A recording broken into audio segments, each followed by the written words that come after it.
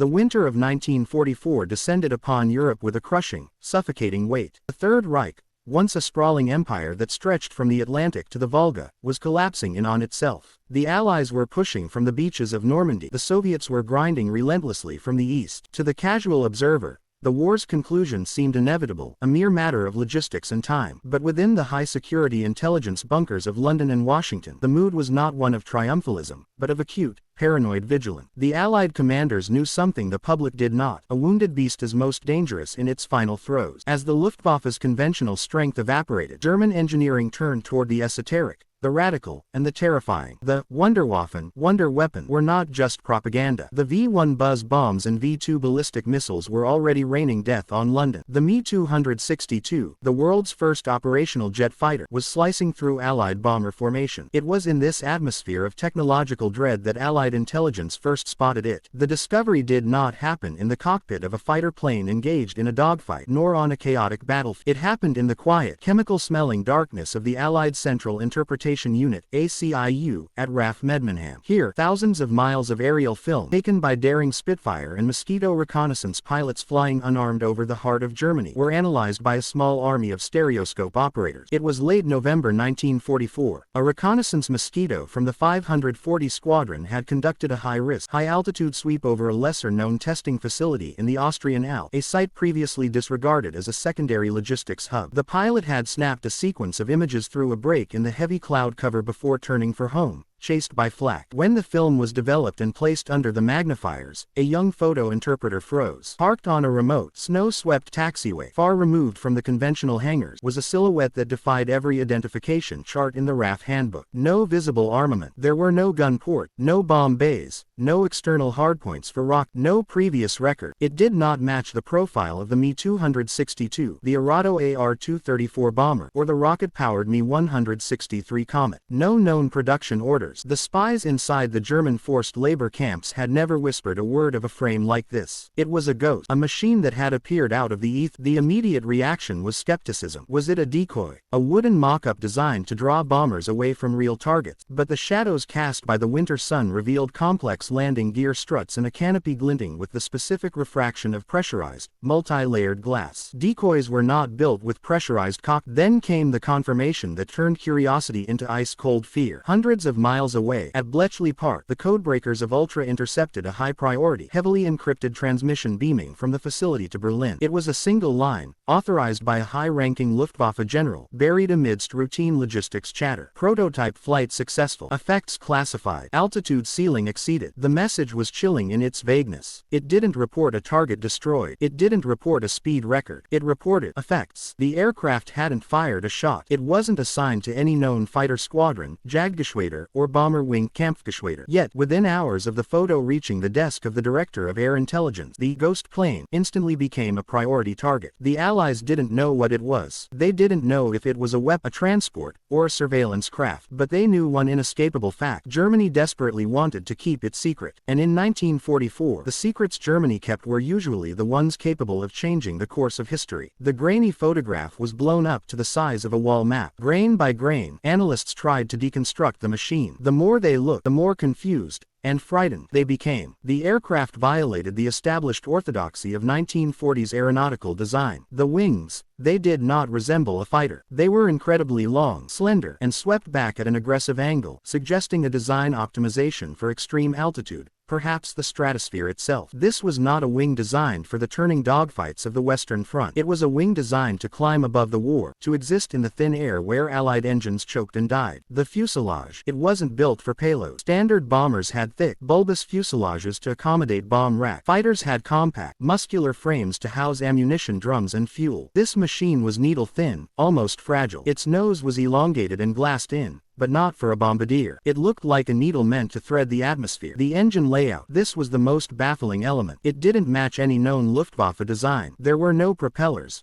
ruling out piston engines. But there were also no massive intake scoops characteristic of the Jumo 004 jet engines used on the Me-262. Instead, the rear of the craft showed a cluster of nozzles that hinted at a liquid fuel rocket propulsion system, similar to the V-2, but integrated into a piloted airframe. It wasn't a bomber. It wasn't a jet interceptor. It wasn't a standard reconnaissance plane. It fit no category. The panic set in when the technical experts began to speculate on the purpose of such a machine. Why build a plane that can fly higher than anything else, faster than anything else, but carries no guns and no bombs?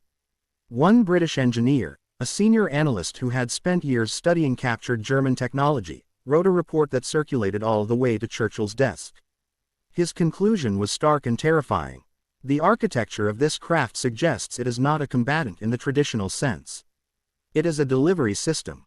Either this aircraft is experimental, or it is designed to carry something we cannot identify. Something small, lightweight, and devastating. That sentence terrified every intelligence agency involved. The context of late 1944 was dominated by the fear of the German nuclear program. The Allies knew about the uranium club. They knew German physicists were working on splitting the atom. The prevailing theory was that a German atomic device, if it existed, would be too heavy for a V-2 rocket. But this plane, this high-altitude Phantom, if it was designed to fly at 60,000 feet, untouchable by Mustangs or Spitfires, and drop a single, specialized canister, it wouldn't need guns. It wouldn't need to maneuver. It would simply need to exist for one flight. The fear was that the Germans had solved the problem of the dirty bomb, a radiological weapon spread by a high-altitude dispersal system. Because if the Allies couldn't identify the purpose of the fuselage, it meant the Germans were working on something entirely new. A weapon that didn't need to aim, only to arrive. The ghost plane sat silently on the Austrian tarmac in the photograph, a blurred collection of pixels. But to the men staring at it in London, it looked like the end of the world. They had to destroy it. But first, they had to figure out what it actually was. By January 1945, the air war over Europe had devolved into a brutal, grinding routine. The Luftwaffe was officially dying, starved of fuel and experienced pilots. Allied air superiority was meant to be absolute. Yet, in the mess halls of the 8th Air Force in England and the forward airfields of France, a new, unsettled whisper began to circulate among the veterans. It wasn't about the flak, which was still deadly, or the desperate attacks of the Me-262 jets. It was about the Silver Phantom. Pilots returning from deep penetration missions over the Reich began filing combat reports that defied the laws of aeronautics. They claimed they had seen it. The sightings at the edge of space. The reports usually followed a chillingly similar pattern. A P-51 Mustang escort pilot, cruising at 30,000 feet, would check his high 6 o'clock position, the classic blind spot. There, thousands of feet above him, in the deep purple thinning air of the stratosphere where piston engines choked and froze, he would see a shape. It wasn't engaging. It wasn't diving. It was gliding silently at impossible speeds. One report from a bomber tail gunner described it vividly. It looked like a dagger made of mercury. It didn't bank like a fighter, it drifted. I tracked it for 3 minutes. It was flying comfortably at an altitude that would have stalled my B-17 instantly. Then, it just accelerated without a propeller flash and vanished into the sun. The radar ghost. The confusion wasn't limited to visual sightings. On the ground, Allied radar operators stared at their scopes in disbelief. The blips, the electronic heartbeats of the war, were behaving erratically.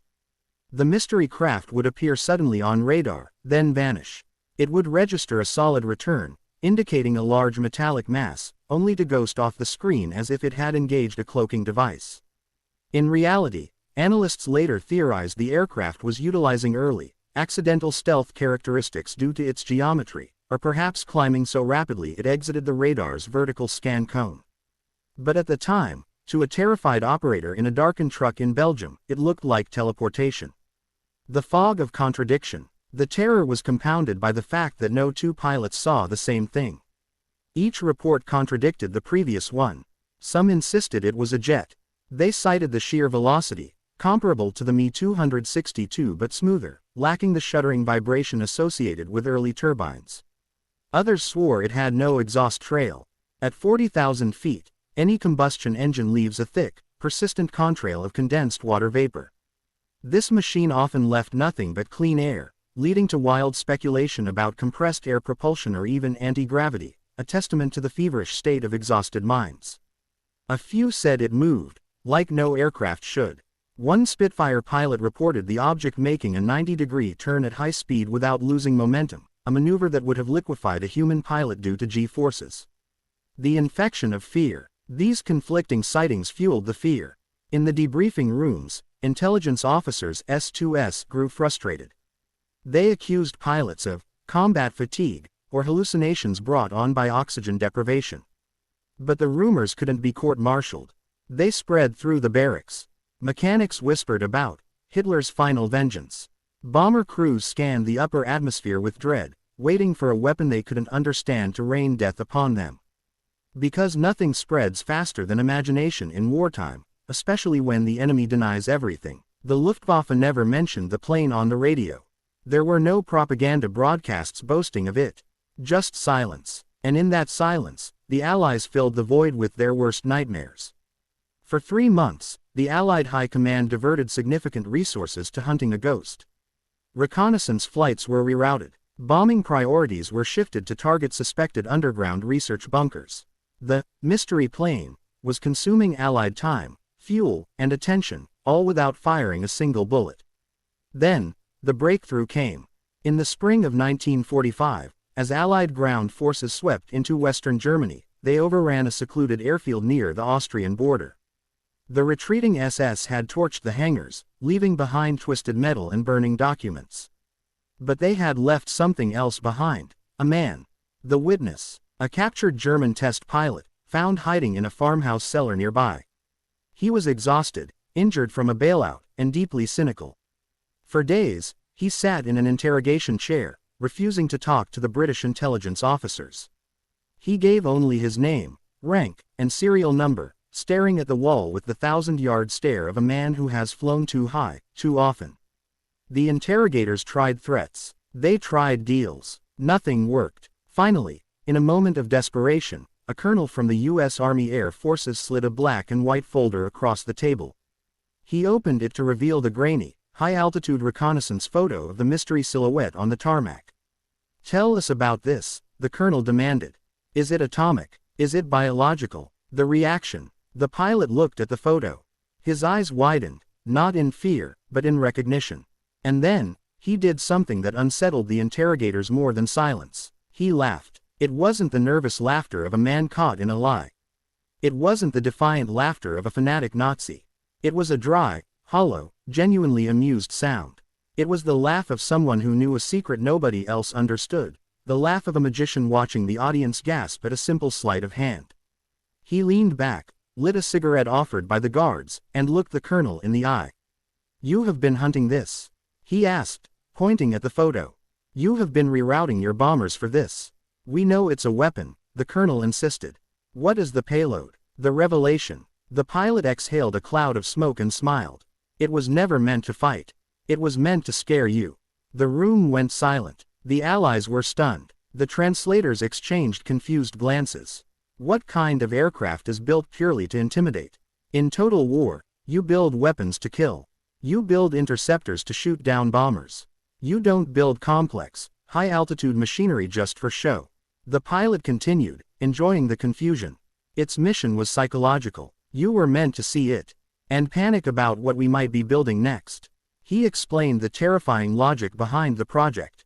The German High Command knew they could not win the air war with numbers. They couldn't even win it with technology anymore. The factories were being bombed faster than jets could be built. So, they turned to the theater of the mind. This aircraft was a masterpiece of aeronautical bluffing. The design. It was built to look futuristic, to look alien. The swept wings, the strange fuselage, it was designed to suggest a level of technological advancement that didn't actually exist. The mission. It carried no guns because guns added weight. It carried no bombs because bombs reduced altitude. It was stripped of armor, radios, and safety gear.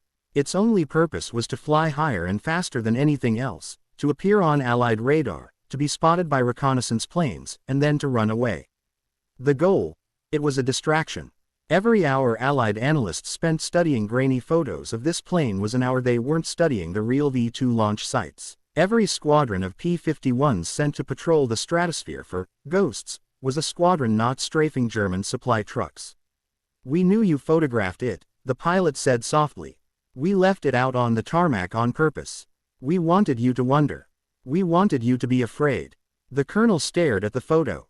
He realized, with a sinking feeling, that the weapon had worked perfectly. It hadn't dropped a bomb, but it had struck a direct hit on the Allied command structure. It had proven that in war, the fear of the unknown is often more effective than the weapon itself. The Silver Phantom was a paper tiger made of duralumin and glass, a desperate bluff from a dying empire that proved, even in its final days, it could still haunt the nightmares of its conquerors. The revelation in the interrogation room struck the Allied intelligence officers with the force of a physical blow. For months, they had been operating under the terrified assumption that they were racing against a technological apocalypse, a weapon so advanced it rendered their air superiority obsolete. They had envisioned atomic payloads, biological dispersal systems, and anti-gravity propulsion. The reality was far more mundane, and infinitely more humiliating. The aircraft was a decoy project. But it wasn't just a wooden dummy parked on a runway to draw strafing fire. It was a masterpiece of operational theater, a high-altitude stage prop designed to manipulate the deepest fears of the Allied command structure. It was a shell, the anatomy of the lie. Following the pilot's confession, technical teams were dispatched to the burnt-out remains of the hangars in Austria. What they found confirmed the ghost plane's true nature. The fuselage, which analysts believed housed advanced pressurization systems and heavy water reactors, was largely empty. It was a hollow tube of duralumin skin stretched over a lightweight wooden frame. The engines, the revolutionary propulsion system, was a crude hybrid. It used stripped-down rocket boosters, likely rejects from the V-2 program, that were dangerously unstable and had a burn time of only a few minutes. They weren't designed for combat endurance. They were designed to create a massive, terrifying burst of speed and altitude for just long enough to be spotted. The cockpit, the complex array of instruments visible in reconnaissance photos, was a facade. The pressure dials were unconnected. The targeting computers were empty metal boxes. The pilot had only the bare minimum controls needed to keep the unstable craft from tumbling out of the sky. The flight profile. The aircraft was a mock-up with limited flight ability. It was essentially a manned glider strapped to a bomb. It could launch, scream into the stratosphere to create a radar return and a visual spectacle, and then glide back to Earth. It couldn't turn effectively. It couldn't fight. If a Mustang had actually caught it, the German pilot would have been defenseless. The four pillars of deception. The project, buried in the chaos of the Reich's final days, was a calculated gamble by a specific branch of the Luftwaffe High Command dedicated to psychological warfare. They realized that while they could no longer outproduce the Allies, they could outthink them. The program was designed to achieve four specific, strategic goals. Force Allied planners to overestimate German technological progress by displaying a design that looked 10 years ahead of its time. Germany forced the Allies to recalibrate their entire threat assessment. If the Nazis had this, what else did they have? It created the illusion that the German war machine was not collapsing, but rather evolving into something new and dangerous. It bought the regime a currency it desperately lacked: respect based on fear. Distract them from real weapon development. This was the most damaging aspect of the bluff. Every reconnaissance wing tasked with finding the ghost plane bases was a wing not hunting for the Type 21 U-boats or the Me-262 jet factories. The Allies had finite intelligence resources. By creating a flashy, high-altitude distraction, the Germans successfully masked the movement of their actual, functional wonder weapons for weeks. Drain time, money, and manpower from Allied intelligence. The hunt for the ghost plane became a black hole for Allied resources. Photo interpretation. Thousands of man-hours were spent analyzing millions of photos looking for the specific wing shape. Scientific analysis.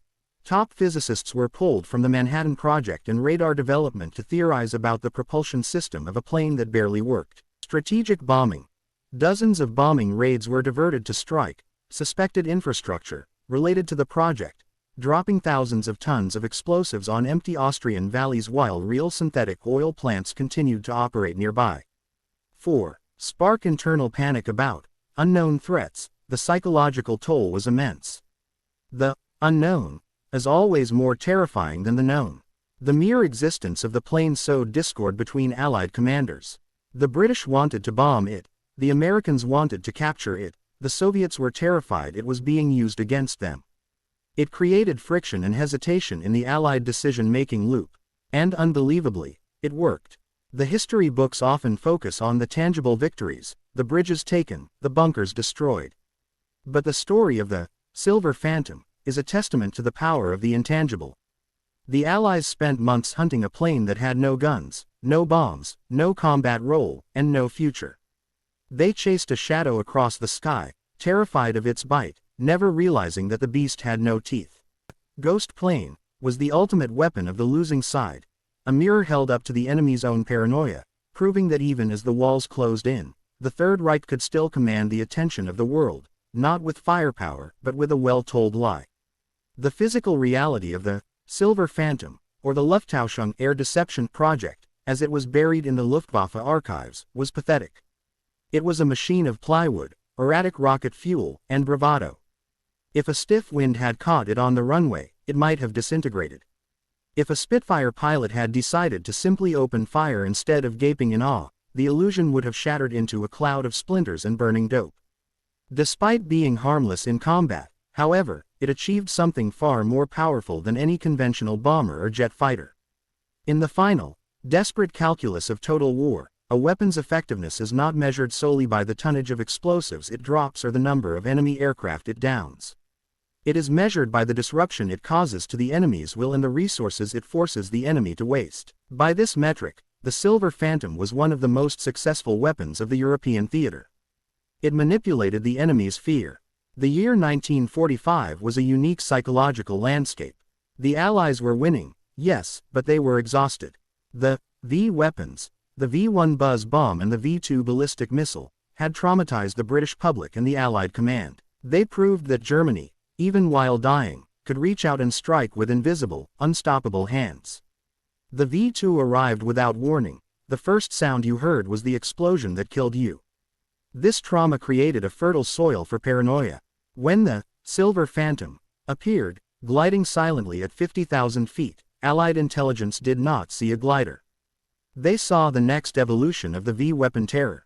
They saw a delivery system for horrors they hadn't yet invented but feared the Germans had. It forced the Allies to hemorrhage resources in a chaotic attempt to counter a threat that existed only in their minds. The Great Diversion. Bleeding the Beast. The tangible impact of this psychological weapon was staggering. The operational logs of the U.S. 8th Air Force and the RAF Bomber Command from early 1945 reveal a strange, jagged inefficiency that historians puzzled over for years. It forced the Allies to divert reconnaissance aircraft. The Photo Joes, the brave pilots of the unarmed reconnaissance Spitfires and Lightnings, were the eyes of the invasion. Their primary job was to map the Rhine crossings, identify tank concentrations, and spot synthetic oil refineries. Every gallon of fuel they burned was precious. Because of the Phantom, entire wings of reconnaissance aircraft were pulled off the front lines. Instead of scouting the path for General Patton's tanks, they were sent on high-altitude, ghost hunts, over the Austrian Alps and the Bavarian forests. They flew thousands of sorties, burning millions of gallons of high-octane aviation fuel, photographing empty clouds and snow-covered valleys, searching for bases that didn't exist. It forced them to reroute bombers. Strategic bombing relies on rhythm and concentration. You hit the factories, you hit the rails, you choke the enemy. But the fear of the Phantom changed the calculus. If that thing is a radiological sprayer, General Karl Spaatz argued in a closed-door meeting, we cannot risk sending 1,000 bombers stream through its flight path. Massive formations of B-17s and Lancasters, carrying thousands of tons of ordnance destined for Berlin or Dresden, were ordered to take long, circuitous detours to avoid the Phantom operating zones. These detours stretched the range of the fighter escorts, leaving the bombers vulnerable to conventional attacks. It increased engine wear, increased crew fatigue, and reduced the total tonnage of bombs dropped on the Reich. The Phantom protected German industry simply by making the Allies afraid to fly in a straight line. It forced them to tighten radar coverage. The erratic radar signature of the decoy, appearing and disappearing, convinced Allied electronic warfare officers that the Germans had developed active radar jamming or stealth technology. In response, the Allies initiated a massive, frantic upgrade of their radar network along the Western Front. Thousands of skilled technicians were pulled from the front lines to tighten the net. New, experimental radar sets were rushed into production.